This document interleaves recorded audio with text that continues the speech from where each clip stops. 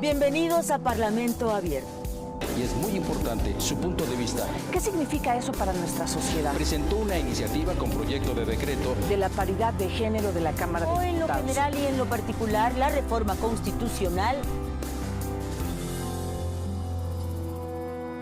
Esta semana en Parlamento Abierto hablaremos de la audiencia pública sobre feminicidios.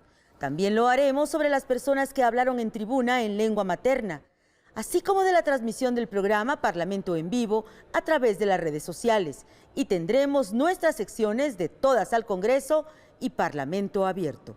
Acompáñenos. Bienvenidos a Parlamento Abierto. El lunes 11, en mesa de trabajo, se realizó la audiencia pública Feminicidio, Emergencia Nacional, Impunidad Institucional, uno de los temas urgentes de la agenda nacional. En la mesa se escucharon las voces de víctimas, autoridades y de especialistas en la materia. El pasado lunes 11 de marzo, en el Palacio Legislativo de San Lázaro, se llevó a cabo la audiencia pública, Feminicidios, Emergencia Nacional, Impunidad Institucional. En el acto, la diputada Lorena Villavicencio Ayala, coordinadora de la Subcomisión de Feminicidios y Violencia contra las Mujeres, declaró que con esta audiencia se atiende un reclamo de justicia para todas las mujeres, ya que los feminicidios en este país han aumentado exponencialmente. Y por eso estamos hoy aquí haciendo el esfuerzo que nos corresponde para contribuir de alguna manera a disminuir estos índices de violencia contra las mujeres, a disminuir los feminicidios que tienen de luto este país, que generan mucho dolor y lo vamos a hacer a través de quienes han conocido todas las deficiencias de la Administración y la Procuración de Justicia. Los testimonios de las familiares de víctimas de feminicidio, al señalar el viacrucis institucional al que se han enfrentado a lo largo de sus casos, han coincidido en la inoperancia de las autoridades, a pesar de que las estadísticas en materia de violencia contra la mujer van en aumento en el país. Nosotras estamos aquí porque queremos justicia. No estamos aquí para causar la conmiseración de nadie. Estamos aquí en esa lucha y en esa búsqueda, en ese acceso a la justicia y justicia. Nada más y nada menos. Eso es lo único que queremos. Nombre: Lesbi Berlín Rivera Osorio. Edad: 22 años. Pasión: la vida. 3 de mayo de 2017, no fue suicidio, fue feminicidio. El día de hoy no estamos todas, nos faltan ellas. Como en muchos casos para ellos es más fácil decir se suicidó a hacer una investigación, como lo indica la sentencia Mariana Lima. Una investigación con perspectiva de género y la debida diligencia. Así no habría quizás más mujeres asesinadas. Porque ¿por qué matan a las mujeres? ¿Por qué nos matan a las mujeres en México? Porque se puede.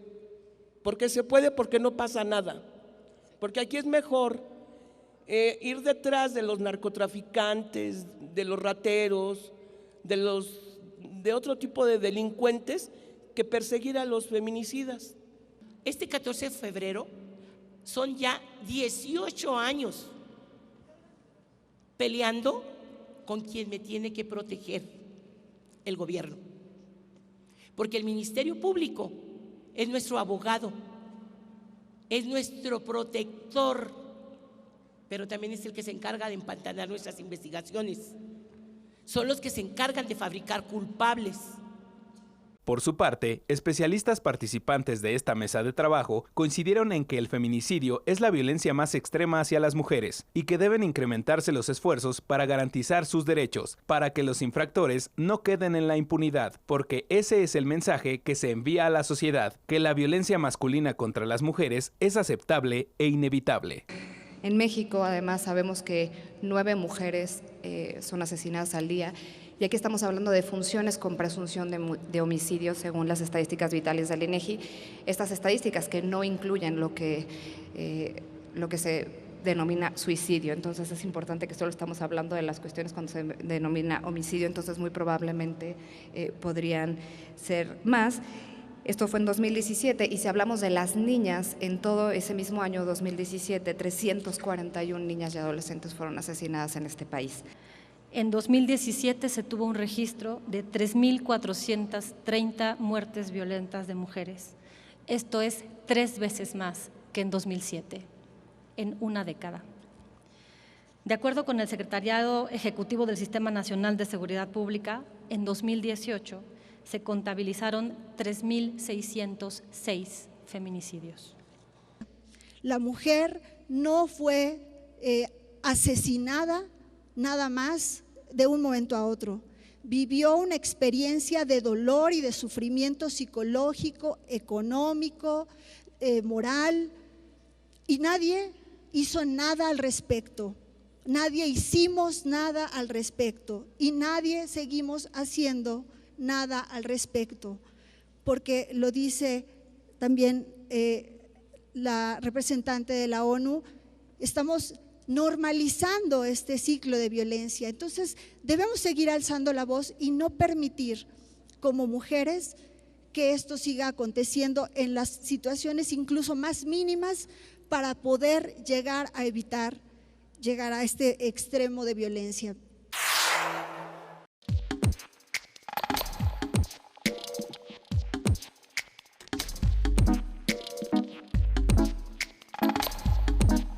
En un nuevo ejercicio de Parlamento abierto aquí en la Cámara de Diputados, se trató uno de los temas más delicados y sensibles en la realidad actual de nuestro país, los feminicidios. Pudimos conversar con la diputada Lorena Villavicencio Ayala sobre el desarrollo de esta audiencia pública relacionada con los feminicidios y sus posibles repercusiones.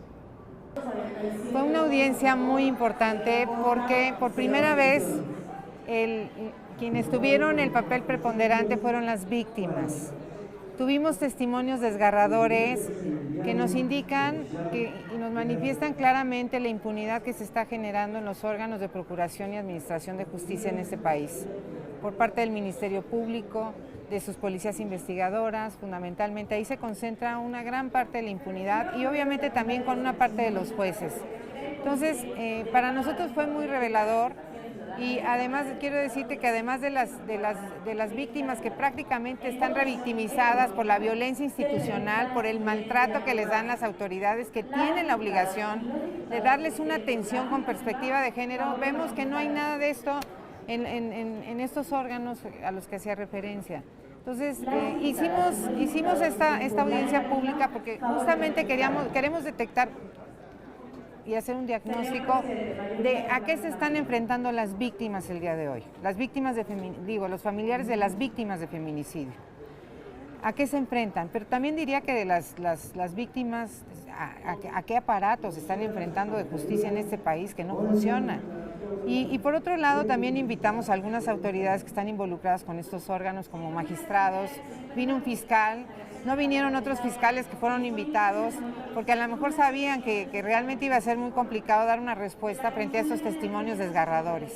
Pero bueno, ahora lo que sigue es, vinieron también especialistas, vino la ONU, vino Amnistía Internacional, vinieron organizaciones muy importantes que nos aportaron elementos que vamos a recopilar y los vamos a convertir en una propuesta de trabajo para darle seguimiento, y lo que nos proponemos es realmente convertirnos en una especie de marcaje personal para que las autoridades cumplan con sus responsabilidades. Estamos hablando de un tema fundamental como es el tema de la justicia. No podemos permitir que siga habiendo indolencia, que siga habiendo omisiones, negligencia, corrupción por parte de estas autoridades que están inhibiendo la justicia en este país. Por eso nos hemos propuesto como meta en la subcomisión de feminicidios que coordino, que hagamos un marcaje personal a las autoridades y que demos seguimiento también, y lo digo abiertamente al público que nos está escuchando a través del canal del Congreso, que le vamos a dar seguimiento a los temas de feminicidio con cada uno de los fiscales en los diversos estados. Nosotros tenemos que ser los principales comprometidos y las principales comprometidas como legisladoras y representantes populares. Entonces, esas dos medidas en lo inmediato las vamos a hacer.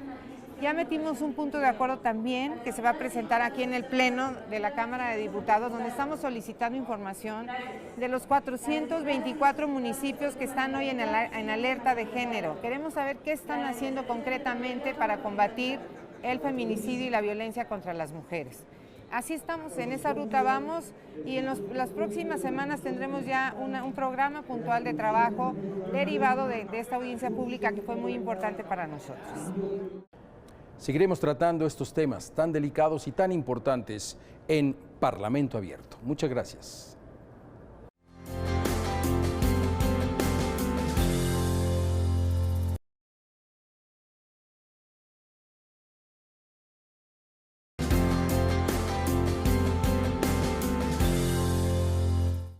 En nuestra sección Todas al Congreso hablaremos de educación y de la reforma que se viene y cómo se busca que tenga un enfoque de derechos humanos y sea con perspectiva de género, a fin de recortar las brechas entre hombres y mujeres en nuestro país.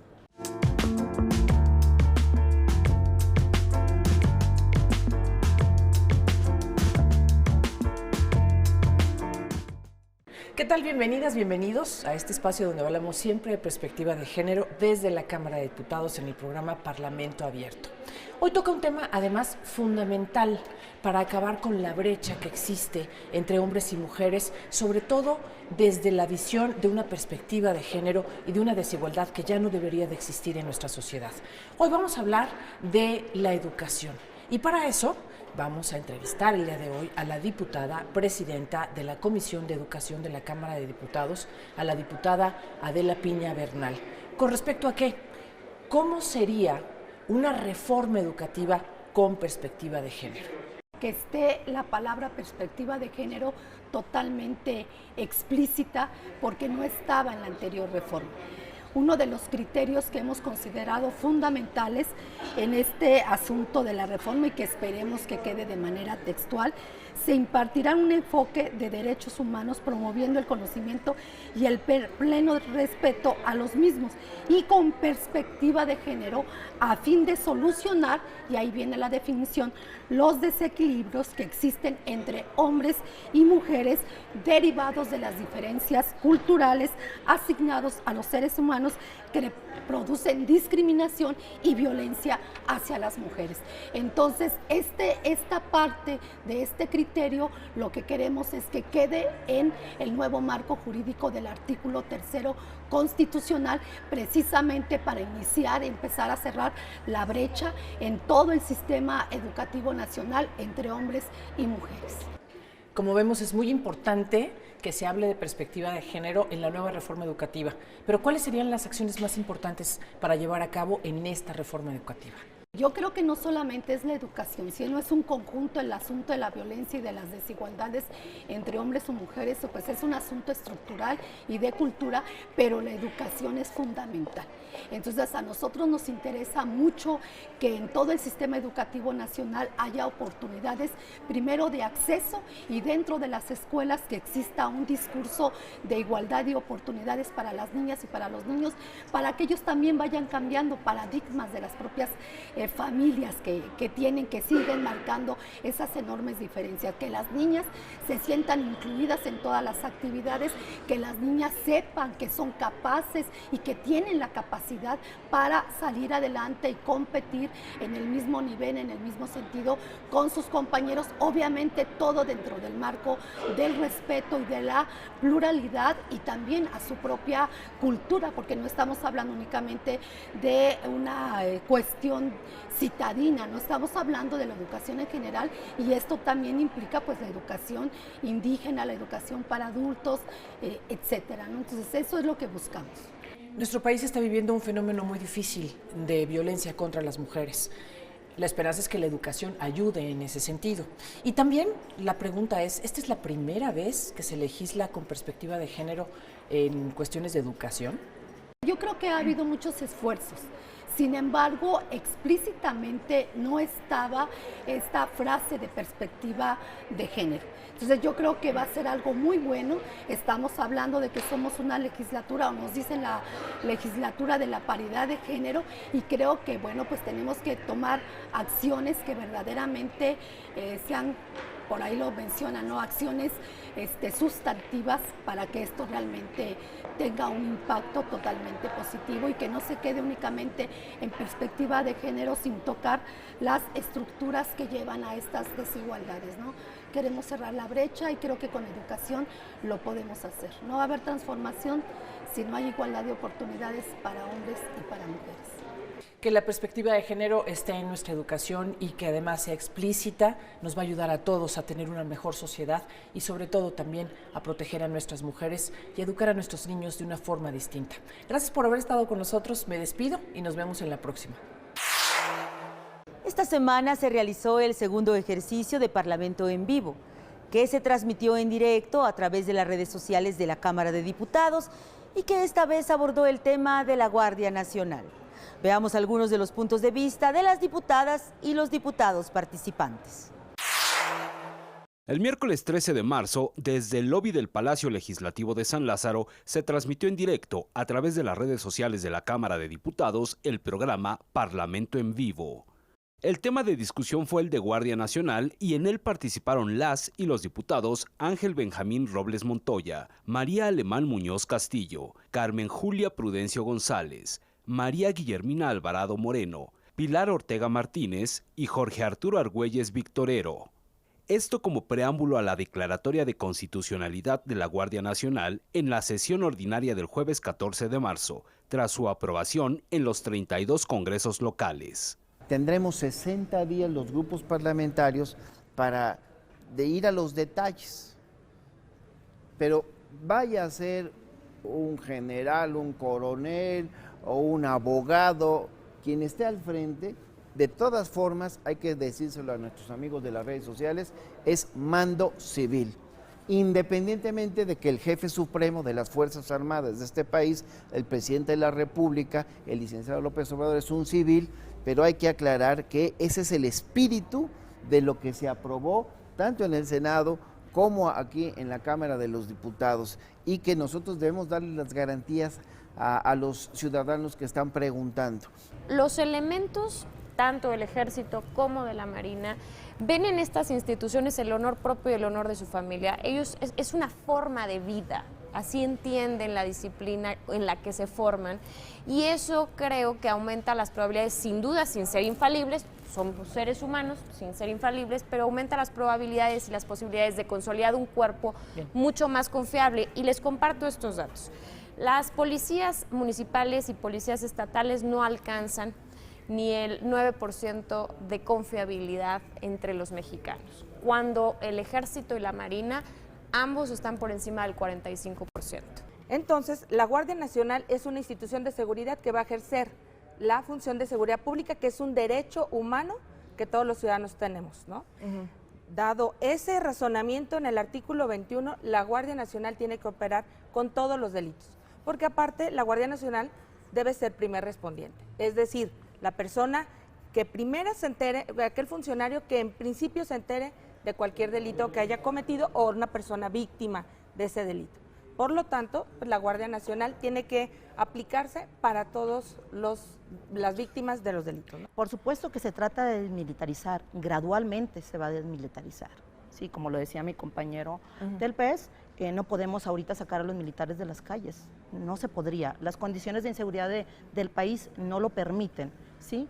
En cuanto se reglamenten las leyes secundarias, en cuanto inicie esta nueva institución, entonces se va a ver el tema de ir desmilitarizando el país, pero precisamente Guardia Nacional es para desmilitarizar.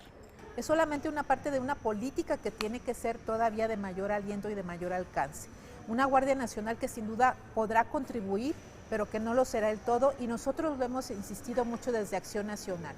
Si no emprendemos una reforma que transforme de manera puntual toda la policía del país, estamos soslayando una realidad que tenemos que tiene que ver con la seguridad local, con las policías locales, que son el número más grueso y más cuantioso, y que es la policía que está más cerca del ciudadano y donde tenemos una crisis. Tenemos que hacer que este cambio de régimen se sienta también en la seguridad, en la tranquilidad de las familias, no solo en las mesas y en los bolsillos de los mexicanos, sino también en su entorno, en el entorno diario de nuestros niños. Y vamos a trabajar, como lo dijo María, para que los derechos humanos y la fiscalización también, vamos a ver muy bien que todos los recursos sean utilizados con absoluta pulcritud y transparencia. Los derechos humanos es lo más importante para que las víctimas no se revictimicen y que los delincuentes paguen por todo lo que nos han lastimado.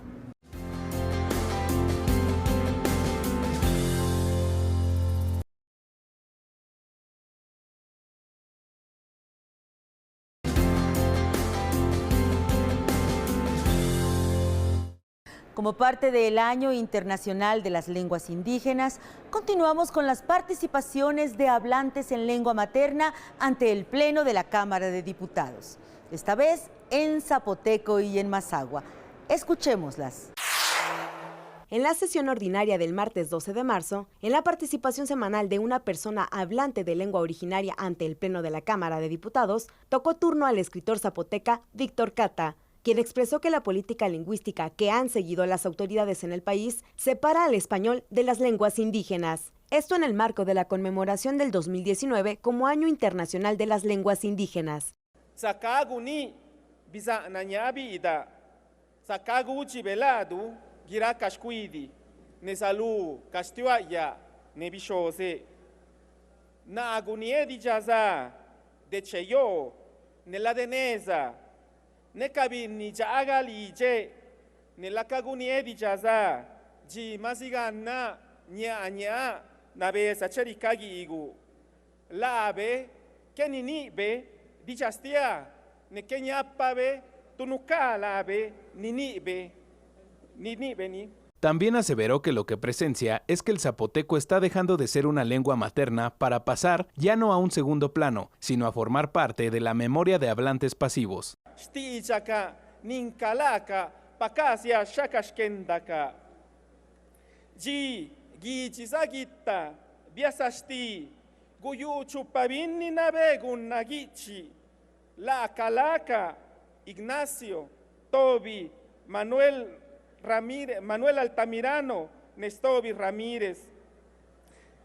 La canabe bisisaka kadichastia, na cabe kadichagualaji, que gapawakani, shimodo inika, saber, instrucción, educación, ciencia, ne civilización. Kadichadi, na cabe, nusisaka kani lanu, nenaberi saka kani, Europa. Ya en la sesión del jueves 12, correspondió el turno al catedrático Fausto Guadarrama, promotor cultural del pueblo mazahua. En su intervención, consideró que el sistema educativo nacional debe jugar un papel muy importante en la recuperación y fortalecimiento de su lengua, y para que esto suceda, las autoridades educativas y los maestros tendrían que cambiar de actitud, porque la mayoría de ellos son los primeros en negar su enseñanza en las aulas.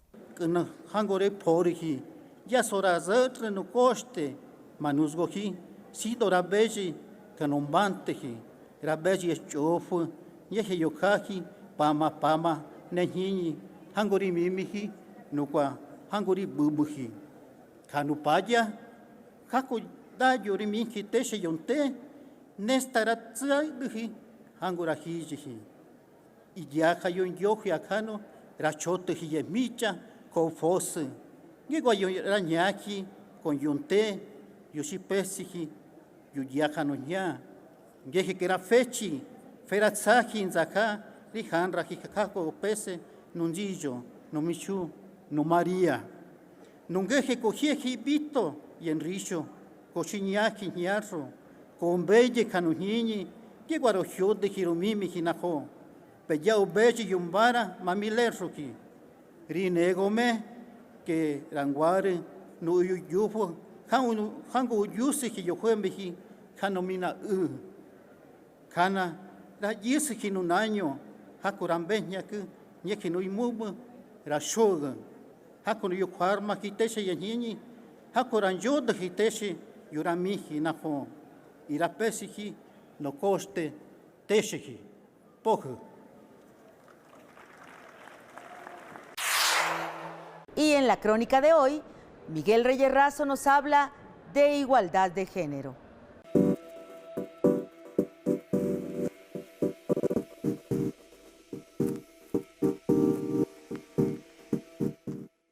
Antaño, mucho tiempo atrás, se loaba a la figura femenina, a la mujer, hasta poéticamente.